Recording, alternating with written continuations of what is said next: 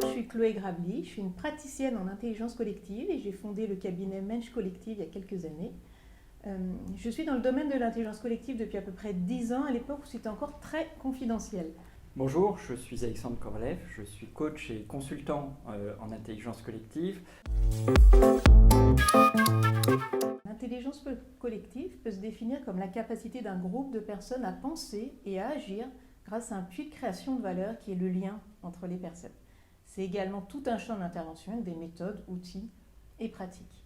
Alors l'intelligence collective, pour moi, c'est la capacité à être plus intelligent ensemble qu'on ne le serait tout seul. Donc on peut effectivement préciser que cette façon de faire, elle ne s'applique pas à tout, mais elle est utile quand il n'y a pas un bon expert qui peut répondre à une question.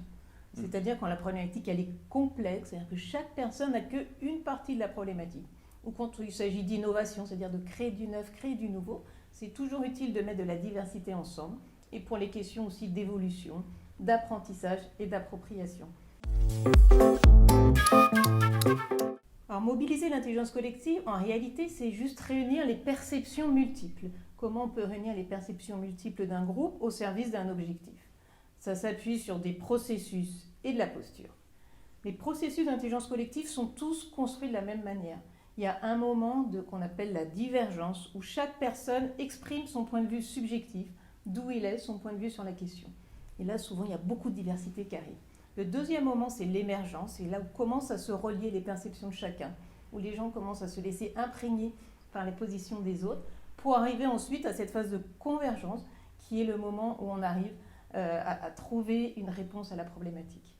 Ce qui est important à savoir aussi, c'est qu'à un moment en intelligence collective, comme vous en avez peut-être connu, comme nous on en a connu lors d'un séminaire, d'un atelier de travail, ça se prépare. Une grosse partie de la réussite d'un moment en intelligence collective pour une équipe, c'est le travail de préparation en amont, qui lui-même, souvent, est déjà fait en intelligence collective avec quelques personnes clés. La posture est absolument clé dans les processus d'intelligence collective parce qu'on a besoin que la personne se mette totalement au travail. On a besoin que les gens mettent leur subjectivité au service de l'objectif. Quand on parle de posture, on parle d'abord de centrage.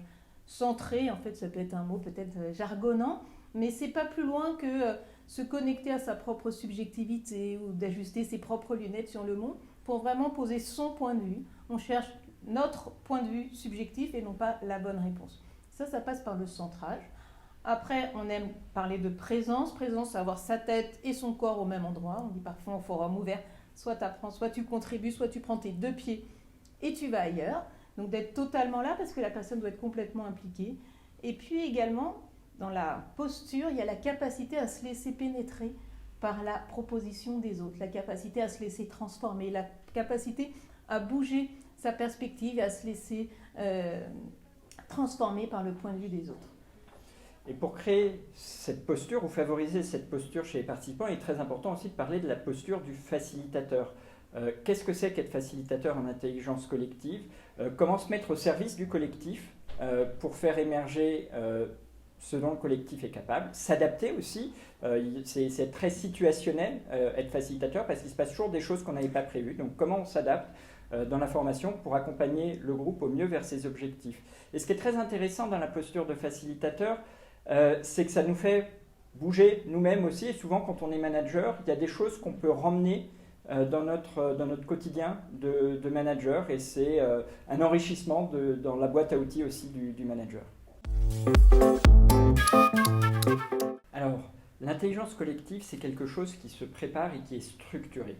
Il y a des outils, des méthodes et une posture à travailler. Des outils, quelques exemples, le forum ouvert, le World Café, le co-développement, l'appreciative inquiry.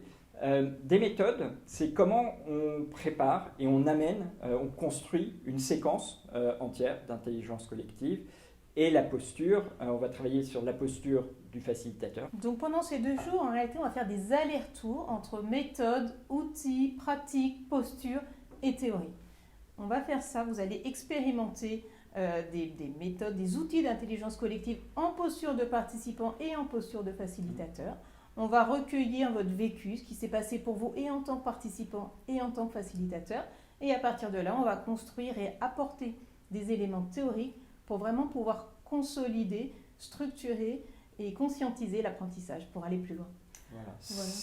C'est une formation expérientielle et l'intelligence collective, c'est structuré, mais ça se pratique.